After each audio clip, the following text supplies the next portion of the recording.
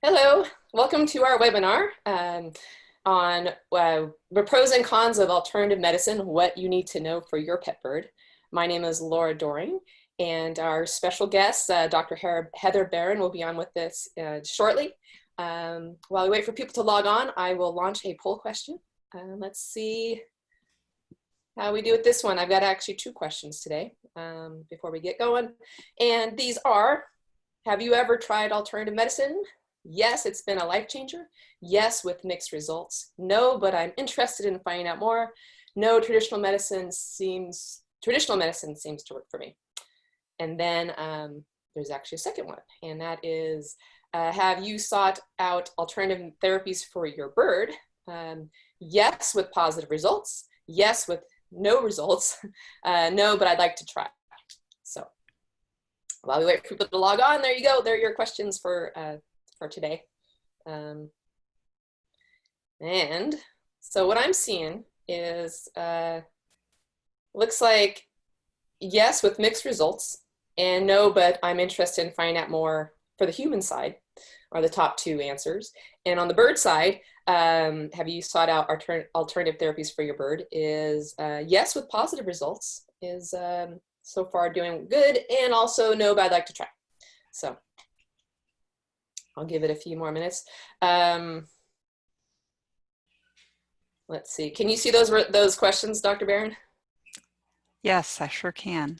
Are those any surprises for you? Any pretty much what you'd expect? No, not at all. That's exactly what I would expect. And I'm excited to see that, people are kind of all over the place, because I think having such a mixed audience is going to be exciting in terms of it's going to be a very receptive audience to what I have to say. That's great. Yeah, I mean, it's an exciting topic. I'm extremely excited about listening to all the options and especially with our birds. I mean, I know that it's pretty popular trending in like cat and dog medicine. It seems like everything starts with cat and dog medicine and Right. it trickles down to birds. But that's why I think it's pretty exciting for the feathered kind. Absolutely. Okay, so I'm going to give it another 30 seconds here. So if you're just joining us before we start our webinar, just a poll question for y'all. And I'm going to repeat it once again. It's, have you ever tried alternative medicine? That's you as in you people. And the possible answers are yes, it's been a life changer. Yes, with mixed results. No, but I'm interested in finding out more. And no, traditional medicine seems to work for me. And then the question for the feathered kind in our poll is, have you sought out alternative therapies for your bird? Yes, with positive results. Yes, with no results. And no, but I'd like to try. So going off of those questions, here we go. I'm going to end the poll and let's look at the results. I'm going to share them. Okay. So for people, yes, with mixed results, and no, but I'm interested in finding out more, seem to be the top two answers. And then for the birds, yes, with positive results, and no, but I'd like to try. And it seems like a lot more people are no, but I'd like to try for birds. So they are at the right webinar today for that, I think. So, okay, that's our poll question. And let's get this webinar going. So my name is Laura Doring. I'm your host today, and Dr. Heather Barron is our special guest. And the topic is the pros and cons of alternative medicine, what you need to know for your bird. So Dr. Barron, I am going to give it to you. Take it away. Thanks. All right, everybody. So I am going to go ahead and share my screen here. Hopefully everybody can see that okay. Brenda, am I good? You guys can see me okay? So I am Dr. Heather Barron, and I am the veterinarian at the Clinic for the Rehabilitation of Wildlife. But prior to my coming here, I did my veterinary medical school at the University of Georgia College of Veterinary Medicine, did my residency there, and then was on faculty at UGA for a decade, was actually a tenured associate professor there, and then was also on faculty at St. Matthew's University College of Veterinary Medicine, and was have been doing pet medicine for a long time. So I have done avian medicine and all of its forms, zoo medicine, wild bird medicine, pet bird medicine, you name it. I've been doing it for quite a while. And so I wanted to talk today about sort of the pros and cons of alternative medicine and maybe what you need to know for your pet bird. And I think, you know, all of us feel, both as practitioners as well as pet bird owners, that when we have an ill bird and maybe traditional medicine doesn't offer the answers, you know, you do anything you can to try to make that animal better. And I think, at least in the 30 years that I've been in practice, I've seen avian medicine come such a long way. And I think, you know, you really want to do everything you can to try to make that animal better. But I certainly took an oath as a veterinarian, and I think most pet bird owners would also feel that, of course, the first thing that you want to do is first do no harm. And so I think that's kind of the thrust of today's talk. And when we look at alternative medicine, there are several other names for this. So you may hear it called integrative medicine, holistic medicine, complementary medicine, and really this is an umbrella term for a health approach that basically isn't that conventional Western medicine approach, which is really the approach that I was taught, and probably most people here in the United States are taught in veterinary medical school. Now, we'll talk about a lot of different things today, but there's a few things in integrative or alternative medicine that we're not going to cover. For example, acupuncture in birds. That certainly is covered generally under alternative medicine, but we're just not going to have time to get into that today. And I think, again, when you think about alternative medicine, it's probably important to kind of keep an open mind.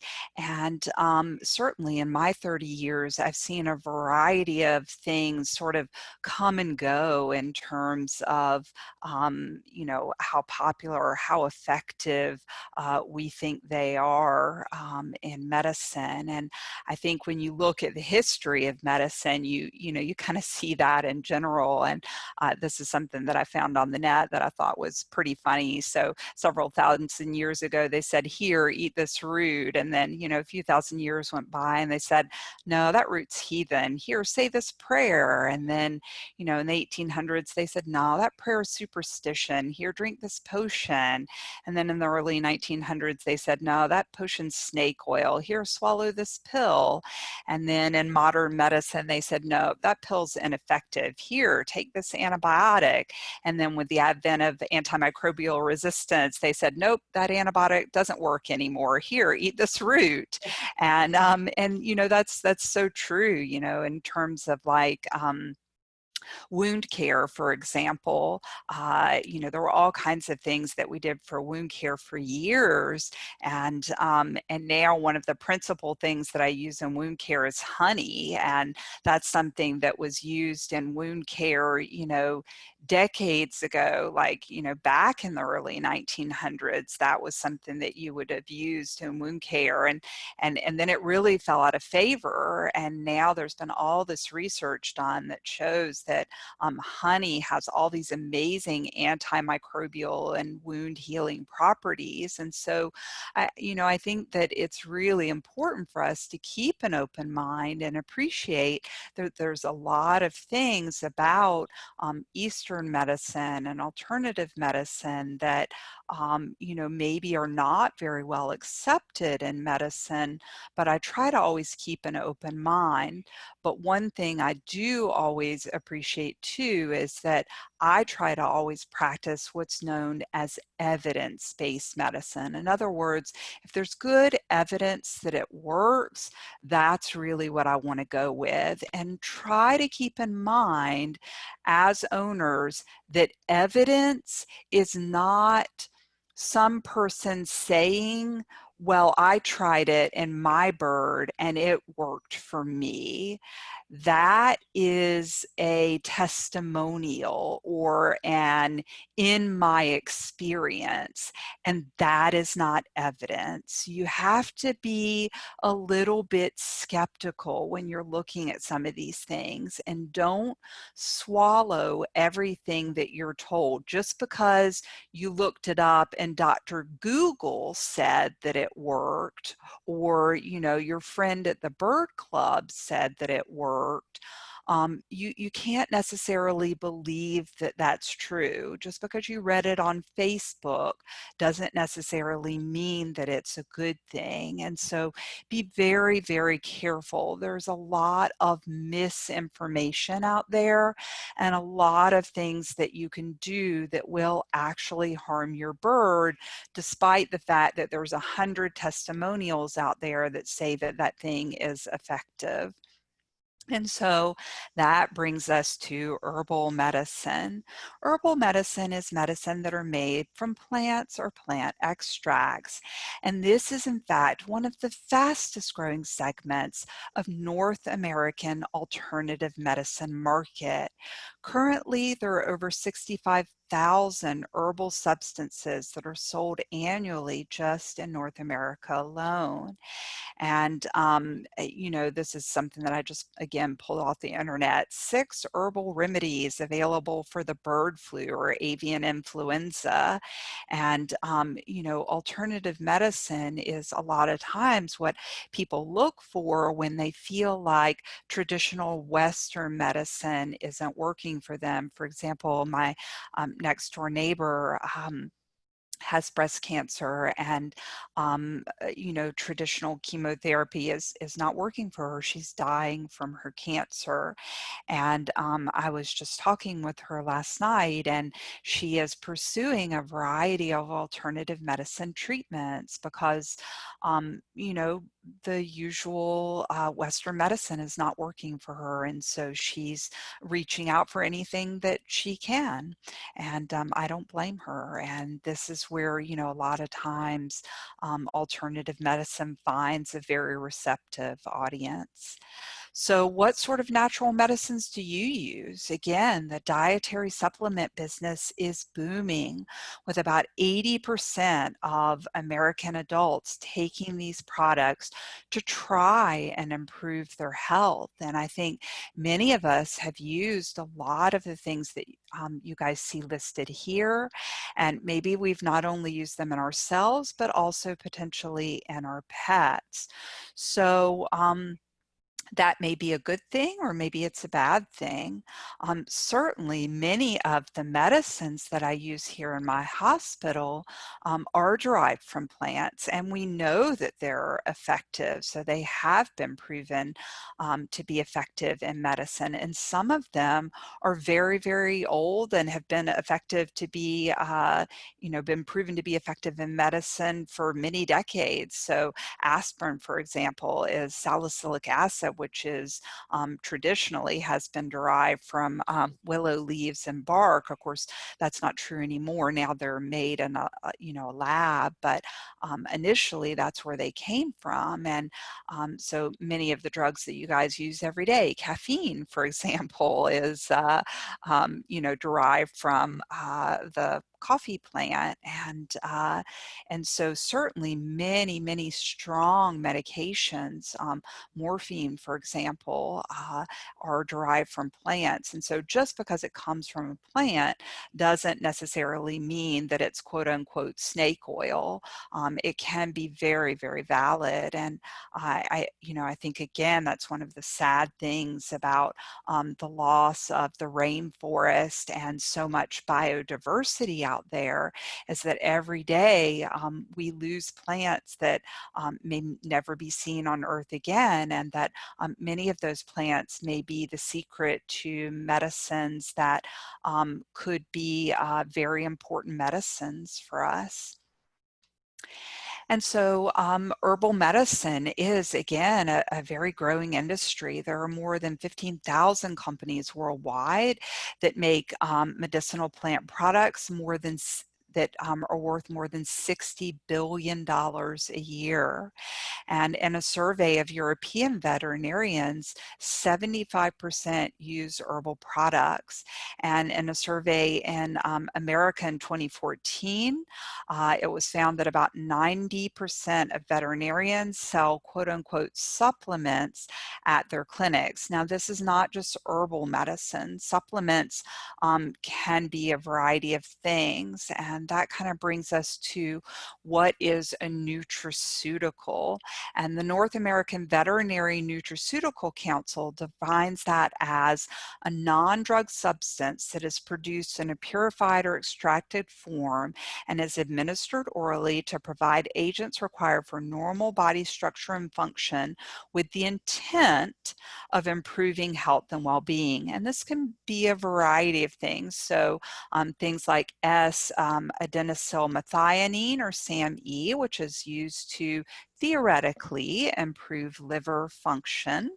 Glucosamine and chondroitin, which you guys may have heard of or used either in your pets or yourself to improve joint function or arthritis. Omega fatty acid supplements, which are used for a wide variety of things. So these are all considered nutraceuticals, and that is probably the mainstay of a lot of things that would be found in many veterinary medical practices.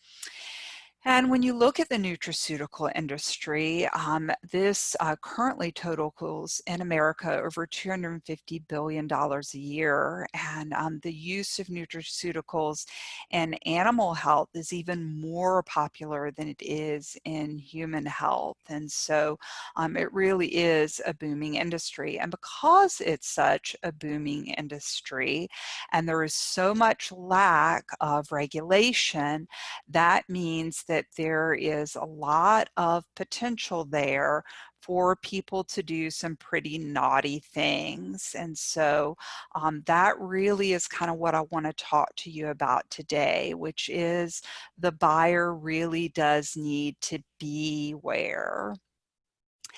And so when you guys are out there surfing the net and, you know, buying some of these nutraceuticals off of Amazon or even from your veterinarian, can you believe everything that you read? So when it comes to herbal supplements or nutraceuticals, there are some studies in humans and a few out there in animals, but a lot of times these manufacturer claims are often unsupported by any studies at all. And there is very poor regulation in this market. And so I think a lot of times people feel like, well, if I, you know, buy it in America from you know, a reputable store, then, you know, it must be well regulated, it must be safe. And unfortunately, that isn't always true. So again, the market for pet supplements is, you know, in the millions of dollars in sales. And because of that, there is a lot of impetus for you know, people to kind of rush into these sales, and there isn't a lot of good regulation out there. And there is places where you can do some research. So you can always go out there and look you know, on the PubMed website for more information.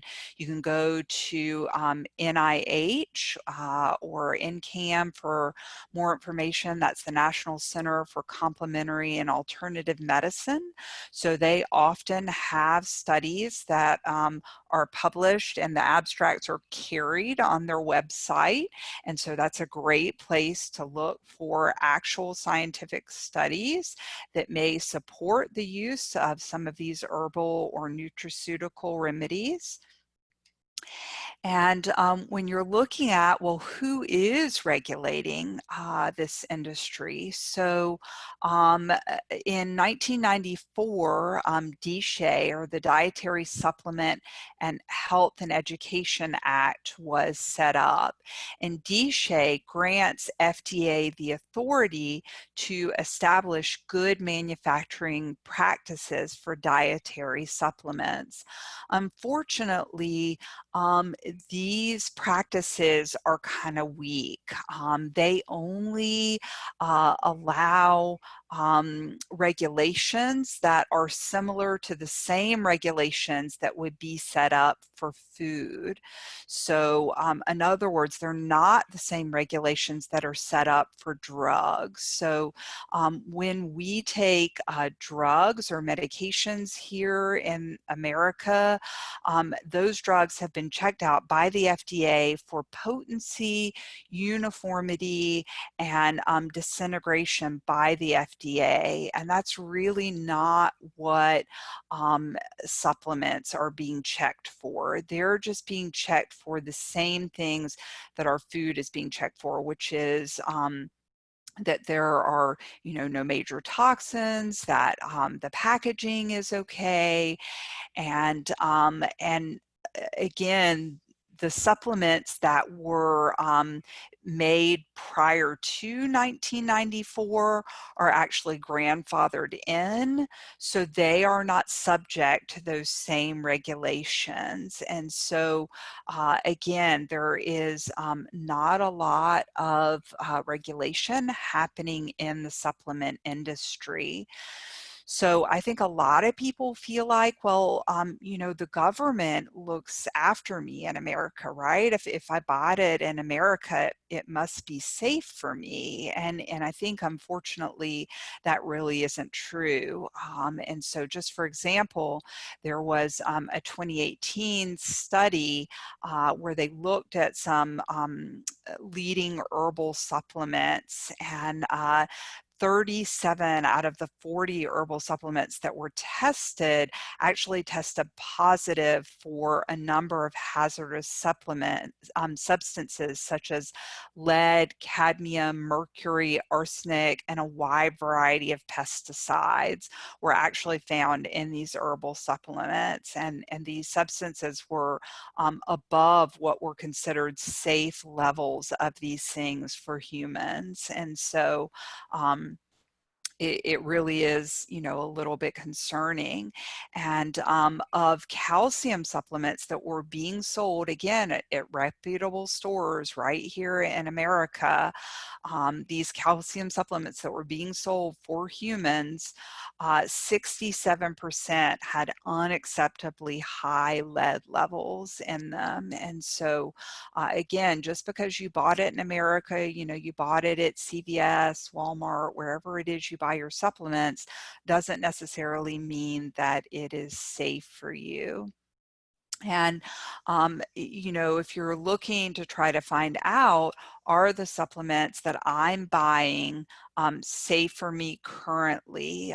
There are third-party testing labs that will test these supplements. And for a small fee, you can look to find out, are the supplements that you're taking currently, have they been tested by a third-party lab, and are they safe? And so, for example, Consumer Labs, this is one third-party testing site that you can, log on to their online site for a small fee, pay them, and find out. So I looked in 2018 at omega fatty acid supplements because I was taking them at the time.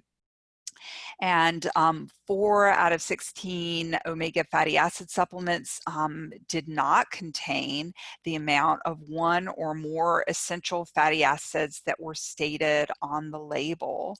And for prenatal prescription vitamins, 2/3 did not dissolve properly in the gastrointestinal tract. And so you weren't actually able to absorb the things that were supposed to be in these prescription prenatal vitamins.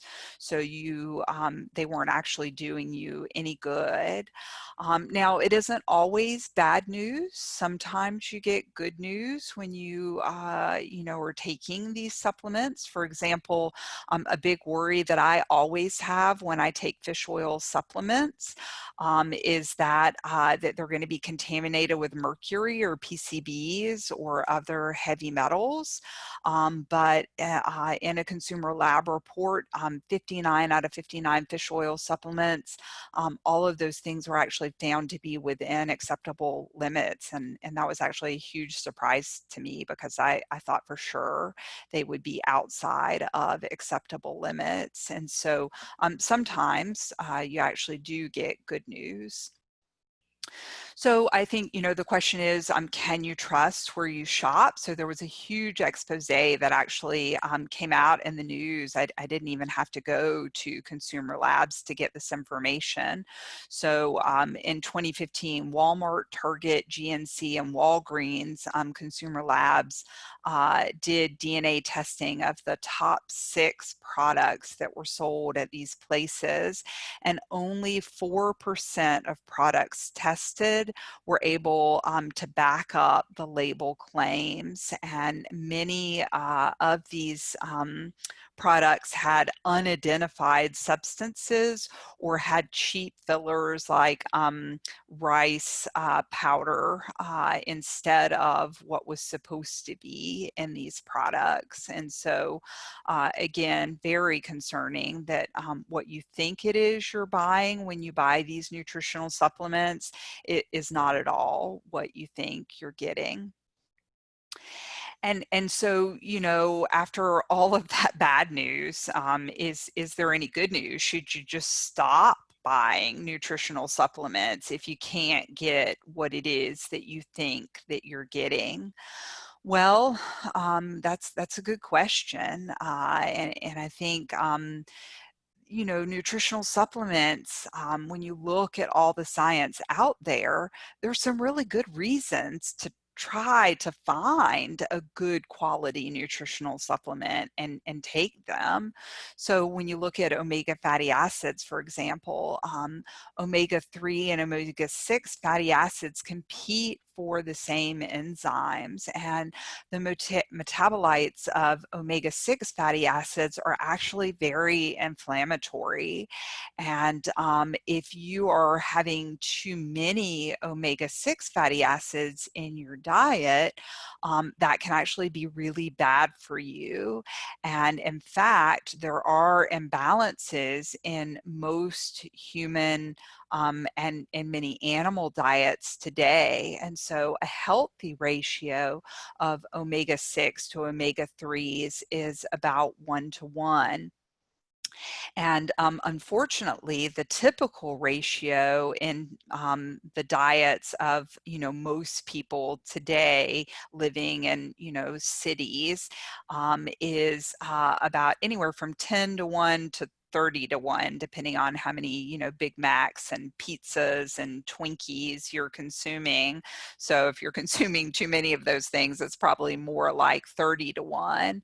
Evolutionarily, we were really designed to eat more of a hunter-gatherer type diet. So more like fish and fruits and vegetables. So more like this guy's type of diet. And if you're consuming that type of diet, you're probably going to look a lot more fit like he does. And you're going to be getting a lot more omega-3 fatty acids in your diet. And so fish oil biologically is going to provide the most potent form of omega-3s. And so ideally, you would like to have a lot more of that in your diet. But It's unfortunately really unstable if it's supplemented in your diet in like a manufactured form. So like if you're trying to have that in like your dog's kibble or your bird's kibble, providing that in a fish oil form is really complicated. So you can't really put that in a pelleted or extruded diet. So usually when that's provided, it's usually more in like a flaxseed oil form.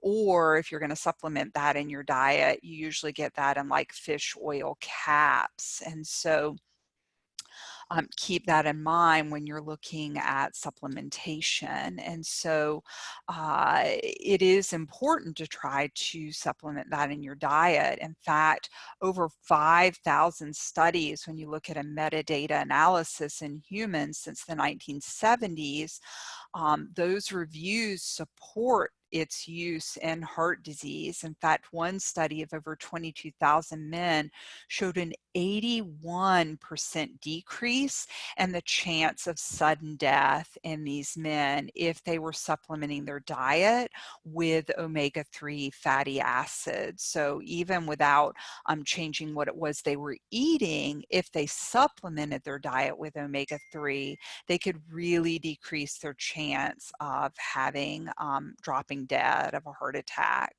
So in fact, in humans, if you take this right kind of omega-3 fatty acids, you can decrease your blood pressure and increase the course of atherosclerosis, renal disease, skin diseases, arthritis, some types of immune-mediated diseases, and other things. And so omega fatty acids, the right kind, really do play an important role in prevention of atherosclerosis, and in some studies in birds have also been shown to improve bone density in birds. And so you know, some companies have taken advantage of those studies, and Lafeber's, for example, have actually balanced the omega-3 and omega-6s in their diet through stabilized forms of omega fatty acids. And so if you're using a pelleted diet for your birds, you really would do good to try to use something like Lafeber's, which is balanced for that, because it's going to be important in preventing some of these long-term diseases in your birds, and looking at that in your own diet as well. And furthermore, when you look at things like glucosamine and chondroitin sulfate, there have been some human in vitro studies that have been encouraging.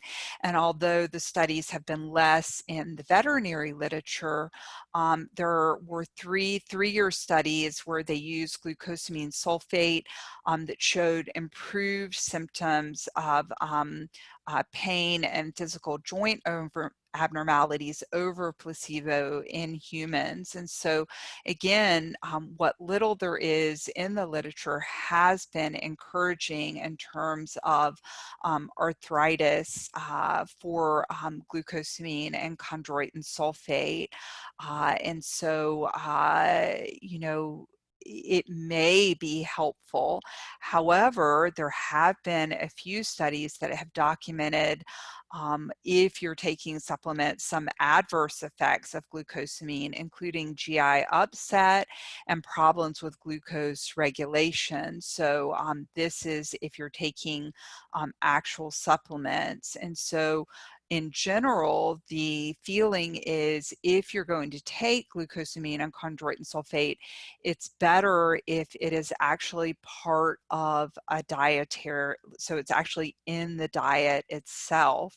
And so if you're going to use it in your pets, it's better if it's actually in the diet. And when you have a diet like they have in Lafeber's, where again you have the balanced omega-3 and 6, and you have a diet with lots of antioxidants. Some good fruits like dandelion and cranberries that are high on antioxidants. You know, the senior formula really can make a difference in terms of the long-term health of some of these senior birds. And so these formulas where somebody has looked at the formulation and they're getting the right levels of these things for your birds, and they are looking at where these things are coming from, and they're ensuring that the nutraceuticals are actually coming from a reputable source. That is probably the safest way to provide these things for your pet. Again, if you're buying it just, you know, over the internet, you're always going to need to check to make sure that an independent lab has made sure that what you're getting is actually what you think you're getting. So Consumer Lab analyzed 32 chondroitin containing products, and half contained less than 40% of the labeled claim.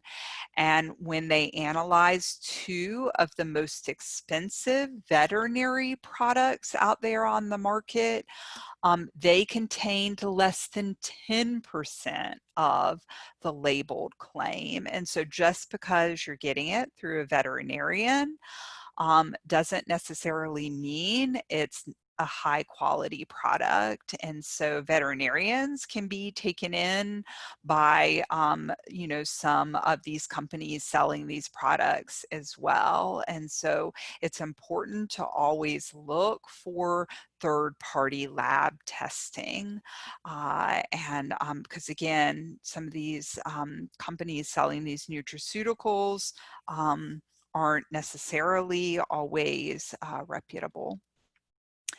And when you look at Echinacea, Echinacea is supposed to be a great immunostimulant drug, and there was, you know, several studies that claim that this was such a great immunostimulant herbal medication, and then there were other studies that refuted that. And I think the problem was that you couldn't always be sure that you were getting what you thought you were getting. So there was a 2013 study in the Archives of Internal Medicine where 59 commercial echinacea products were studied, and actually 0 of the 59 products offered consumers what was promised on the label. So 6 contained no echinacea whatsoever, and 28 failed to contain the specific species that was listed on the label. And actually the species of echinacea is really important to that immunostimulant property. So again, it's buyer beware when it comes to some of these herbal products. Milk thistle is something that we used in veterinary medicine for years because liver disease is something that can be a big problem in birds. And so for years, I know that I used it in avian medicine in the treatment of birds who had liver disease. And there was a study that came out a few years ago where they looked at the effects of dietary milk thistle on blood parameters in pigeons that had been deliberately given liver disease, and it wasn't shown effective in that study.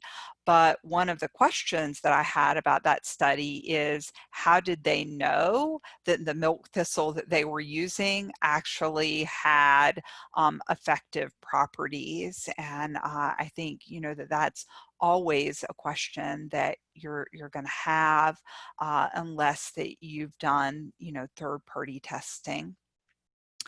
In fact, most milk thistle supplements claim that 80% of their extracts are silymarin, and that is, the effective component, and that's usually what's used in many of the clinical trials. However, consumer labs found that the actual amounts of silymarin range anywhere from only 48 to 67%, and many milk thistle supplements actually failed testing because of lead contamination, and so that's not going to do your liver any favors at all.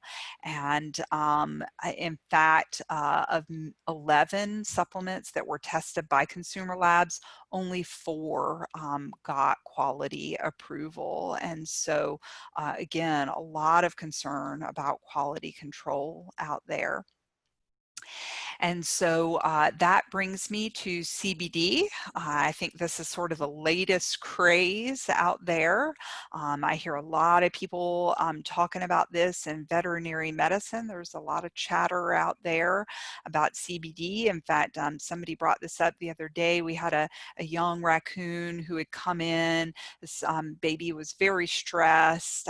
He was displaying a lot of inappropriate behaviors, and he wouldn't eat, and so he was losing weight. And somebody said, well, what about CBD? I've heard that decreases everybody's stress and you get the munchies, and so maybe he'll eat better. And so I did a little bit of research on that. This is, of course, cannabidiol, but it lacks the psychotropic effects of THC, and nobody really knows what the mechanism of the possible medicinal action is, but the theory is that it can be anti-seizure, so it can have some neuroprotective effects. It can be anti-inflammatory, analgesic, antipsychotic. It can have anti-anxiety effects, anti-tumor effects, and it can have anti-nausea effects, and it can increase appetite. So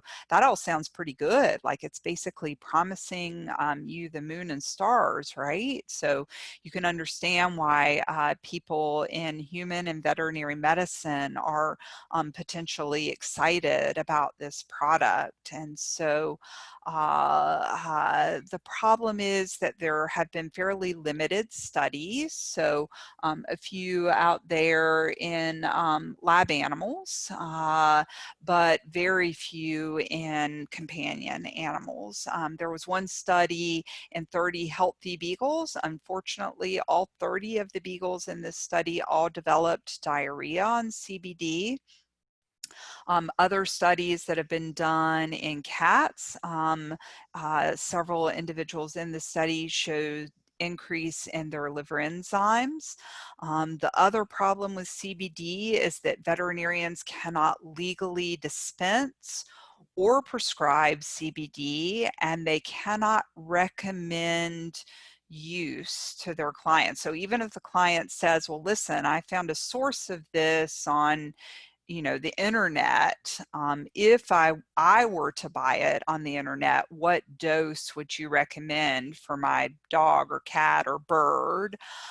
Your veterinarian legally is not supposed to recommend the dose. The best thing they can do is say, if you tried it in your bird and something goes wrong, I would recommend that you get it to a veterinarian as soon as possible, because there can be some toxic side effects. Having said that, when people use it in their pets, in general, many people have described it as being safe and not having toxic side effects. Maybe that's because they're really underdosing their pets and not reaching an effective dose for whatever primary problem it is they're trying to treat their pets for. Or maybe there's just not enough active compound in whatever product they bought online. So the FDA sent warning letters to all of these companies in 2019 because their products did not have the levels of CBD that were stated on the label that they were supposed to have. And I will tell you, the FDA only investigates 20% of all the companies that are out there selling CBD. They state that, like they tell you that right off the top on their website. We only investigated 20% of all the companies that say they're selling CBD. So of that 20%, they sent this many warning letters. So again, buyer beware.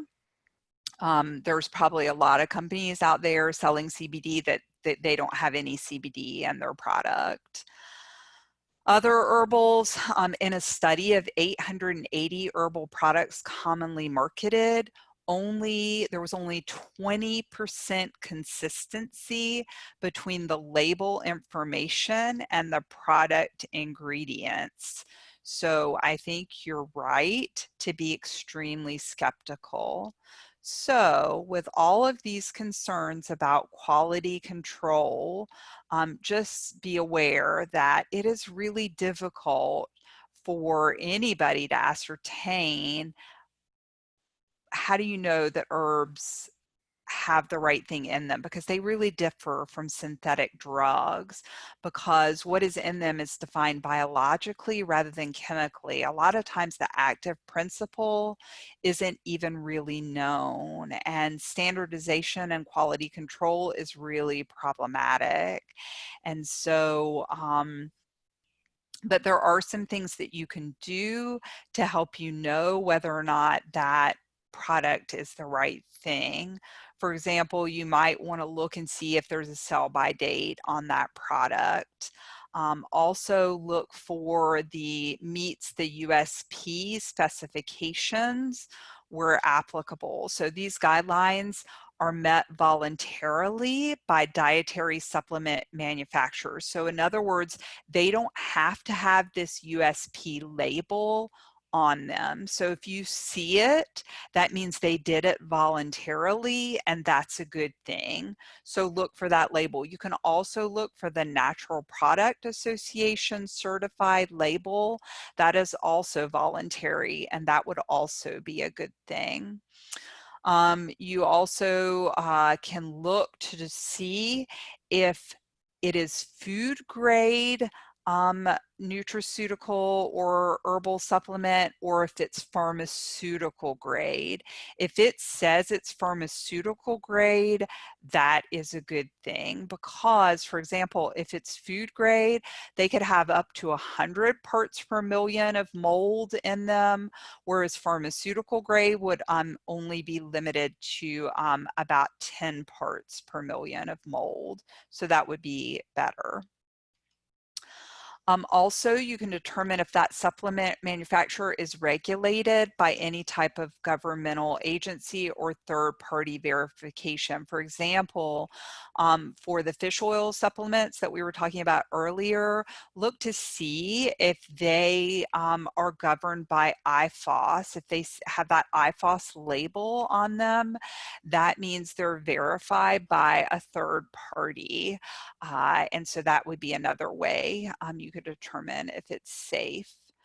Another thing that you have to be careful about is things like Ayurvedic medicine. This combines products from plants, but also animals, medicines, diets, lifestyle.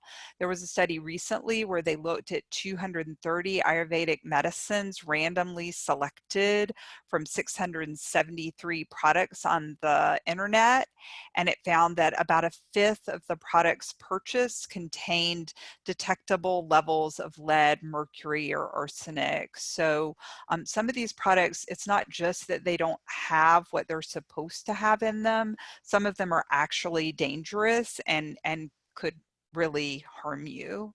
So The next thing I wanted to talk about quickly is homeopathy. This is a system of medicine based on the principle that like cures like. Basically, with homeopathy, this is medicine prepared by serial dilution, sometimes to the point where there basically it's like water, so it's down to the submolecular level. Recently, the American Veterinary Medical Association determined that there was no clinical evidence to support the use of homeopathy for the treatment or prevention of any disease in animals. And the British and Australian VMAs have called this practice ineffective. So they didn't say it was malpractice, but they stopped just short of calling it that. Sometimes it's hard to determine that something that's being sold, they don't necessarily always call it a homeopathic medicine. Sometimes you have to look carefully at the label to realize it's a homeopathic remedy. So look carefully, because if it is, I would be very skeptical about buying it. So probably enough said about that. And finally, I just wanted to talk very quickly about low-level laser therapy. There have been a variety of claims that this can cure multiple problems. Some people claim it cures basically everything under the sun. There have been a huge number of studies, and when you look at the metadata on this in human medicine, basically all that boils down to it's about equivalent to hot packing. And in my experience, you know, using a rice sock or a hot pad is a whole lot cheaper than buying a laser worth thousands of dollars. So there was one study in birds where they looked at laser for treating wounds, and it basically was found to not be any more effective than standard treatment. And so I don't use it in my practice. And that is it for me. I believe I have a few minutes for questions if anybody has any. Okay, thank you, Dr. Barron. So if you have a question, just a reminder to use the Q&A feature at the bottom of the screen, not the chat one, but use the Q&A so that we can, if we don't get to your question, we can email you an answer at a later point. But I did have a question for you, Dr. Barron. Are there any supplements that you can narrow down that might be potentially beneficial for birds in particular? And on the flip side of that, are there any ones that stand out as most likely to not be beneficial for birds in particular? Yeah, I think that I do really like the omega fatty acids, but again, I like them when a third party has already vetted them. So I think, you know, using the omega fatty acids that are already in a food like Lafeber's, and presumably Lafeber's has made sure that they're getting a good quality of omega fatty acids and they're using the right amount. I think that just makes it so easy for the bird owner to do. Or if you're getting it through your veterinarian, who presumably is making sure that they're getting a good quality source, and they're telling you to use the right amount, I think that's the safest way to do it. I think, you know, particularly now with COVID, it's very hard to get a veterinary appointment. It's, you know, what I'm hearing is that some veterinarians are booked out for weeks. And so I think vet owners, if their pet is ill, you know, they're trying to figure out a way to treat their pet at home. And I think that, you know, herbal medicine is something that they can get themselves online. And so I think the tendency is to want to buy some of these herbal medicines online and to try to treat their own pet at home. And that was kind of why I chose to do this talk. And that was, you know, kind of the subtext of my message today is to first do no harm. I think that, you know, you want to do something for your bird, and so you want to reach for some of these herbal remedies, but in fact, you could potentially make your animal worse. And so I would encourage people to try to speak with their veterinarian, at least over the phone, and to not use any herbal remedies without at least getting the advice of a veterinarian. Good points. Okay, so I'm going to head on to some of our questions for today. We've got quite a few. Let's see here.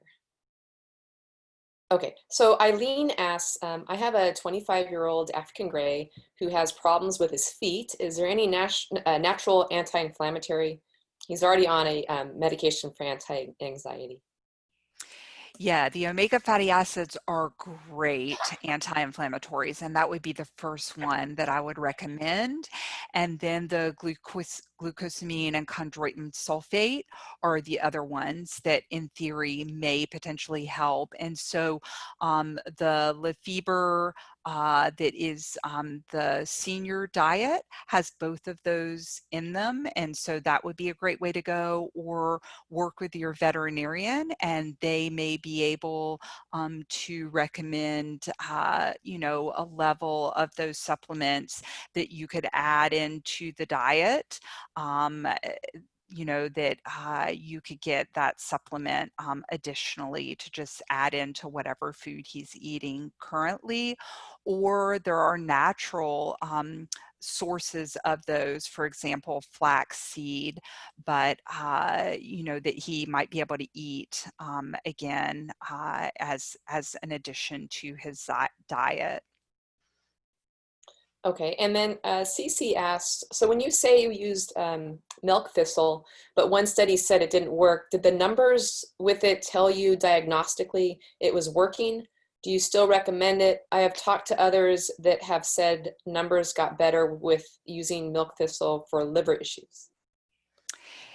Yes, so that is exactly right. So in that particular study, it did not work to make the numbers better, and but in other studies in other species, it did make the numbers better. And certainly, you know, you'll hear these anecdotal, I use milk thistle and my bird, and you know, the numbers did get better.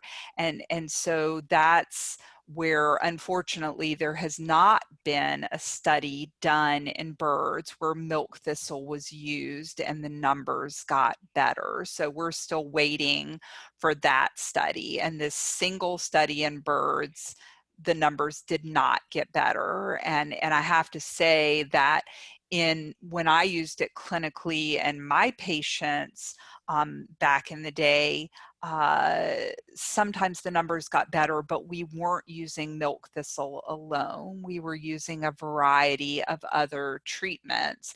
And sometimes their numbers did get better, but because we weren't using only milk thistle, it's hard to say. Okay, and then Claire asks, is there a way to determine how effective a natural remedy would be on birds if it only has human studies done on it? No, and again, until I did third-party testing on that particular natural remedy, I would be really hesitant to use it in my bird, because I would be so concerned that there might be things like lead and other things in it that potentially would be harmful to my bird. Okay, and then Jade asks, does probiotic really help? Probiotics really help? Are they No, effective? probably not. Based on all the studies that have been done, probiotics probably don't help with your bird. And there are a number of studies in multiple species. Probably probiotics need to be derived for that particular species of animal. So, you know, it would need to be a parrot derived probiotic in order to help that particular species. So prebiotics may potentially help, but probably probiotics don't. But maybe the jury is still out on that a little bit. There's still a lot of ongoing studies. Okay, and Laura asks, can you give more info on your experience with experiences on honey and wounds? That was an interesting topic you brought up earlier. I'm curious as well. Yes, so honey and wounds is amazing. It's naturally antibacterial. It helps to actually change the pH of the wound. So it actually makes it like a little more acidic. It helps to kill the bacteria directly. And it actually, and not all honeys are created equal. So Manuka honey has been shown to be one of the best honeys. So you can't necessarily just go and get honey off the shelf at the grocery store. So that might help to some degree, but it's probably not as good as Manuka honey. Also, ideally, you want to get surgical or medical grade honey, because that has undergone a special type of sterilization process so that you can make sure it's not contaminated with Clostridium. So it's undergone UV sterilization so that you can make sure that you're not actually seeding your wound with Clostridial bacteria, which that would be bad. So just curious if so if you have, I mean, is it where you put like a dab and then you put a Band-Aid over it, or with a bird, you know, if you, let's say you had a wound on them, you put some honey on, I mean, is it okay if they maybe lick the honey, or you know, like trying to You imagine. definitely, if you put honey on a bird, you need to make sure you cover it with a bandage, because if the honey gets on their feathers, it could actually compromise the feather coat, and that would be bad, because obviously their feather coat helps to insulate them and keep their body temperature normal. So you wouldn't want that honey to get on their feathers and compromise that. So it would be very important to get appropriate bandage on top of that. Okay, yeah, I was curious about, especially with the feathers, because it's also a sticky substance. Yep. So, Yeah, you don't want those feathers to get sticky. all right. So Elizabeth asks, I read that parrots can drink tart cherry juice to reduce inflammation. Is this juice good for parrots? If so, how should it be diluted, and how much and how often can the bird drink it? Yeah, it's probably fine. I'm careful with birds and sugars that they not have too much sugars, and because it can, again, change the bacteria that lives in their gut, and it probably you know, again, they wouldn't do too much of that in the wild. So whenever I feed my birds anything, I try to think, you know, how close would this be to their wild type diet? How much of this would they get in the wild? And I try to not deviate from that too much. So a little bit of it, you know, everything in moderation. So a little bit is fine, but too much would not be a good thing. Okay, and then Dorothy asks, any opinion on apple cider vinegar in water for birds to drink? So if you've ever had apple cider vinegar, it doesn't taste very good. I've had it. I'm not particularly fond of it. And you know, in theory, it's supposed to help. It's supposed to be like a prebiotic. It's supposed to help your set your gut up for better bacteria to grow. And so I tried it, and I can tell you it caused a lot of GI upset with me. So maybe that varies by individual. I know it was like all the rage for a while in the bird world, like, you know, use it and it's, you know, going to help prevent yeast infections in your bird. And, you help better bacteria to grow. And I did not find in our aviary collection that that was necessarily always true. In our birds, especially our younger birds that tended to get yeast infections, they still got yeast infections regardless of whether or not we use that. So again, it's supposed to set up a more acidic environment in the gut and supposed to, help that environment, but that isn't necessarily always true, and it tastes awful. And so I think if you're feeding your bird a healthy diet and they're healthy and you're keeping your water clean, I don't think your bird's going to appreciate apple cider vinegar, and I think it will just inhibit them from drinking their water, and I don't think that's a good thing. I think if your bird is healthy and you're feeding them healthy, you don't need to do that. Okay, interesting. And CC asks, let's see, as for the dietary offerings, why are grasses used like alfalfa or wheatgrasses when they wouldn't normally eat them per se in the wild? Yeah, I think, it depends on the species of bird that you're talking about. Some of those grass parakeets actually would eat them in the wild. I think if your bird doesn't want to eat them, they don't have to eat them. Um, yeah, they don't need to eat them. If they want to eat them, that's okay. Maybe a little variety. Yeah, a little variety. Okay, and then Jeffrey asks, we talk about evidence-based medicine. Are there any randomized controlled trials conducted for alternative medicine in birds? No, Is it almost all based none. on cat and dog or? Yeah, what few there are is, yeah, in dogs and cats. Almost nothing in birds. I looked for this talk. There's basically nothing. Okay. And Jade asked, are there any essential oils safe for parrots? No, Nope. That's no, okay. definitely not. Okay. Well, that's clear. Let's see. And then CCS again. Do you feed milk thistle as a whole food or as a tincture or something? Yeah, it is usually we add it to lactulose when we used it. And so, yeah, we would mix it in with the lactulose and give it to birds that way. Okay, and this is an interesting question from Elizabeth. Can parrots safely drink herbal teas? It probably depends on which herbal tea that you're talking about. I think they could. Whether or not should they routinely? Um, yeah, they probably can, but I don't necessarily think that they should. And also considering maybe they're hot teas, potential issues Yeah. with temperature. Is that something? Okay. And then Jade asks, what about aloe vera gel? I know that aloe vera in theory is supposed to have some immunostimulant properties, and people have used it for like burns and other things.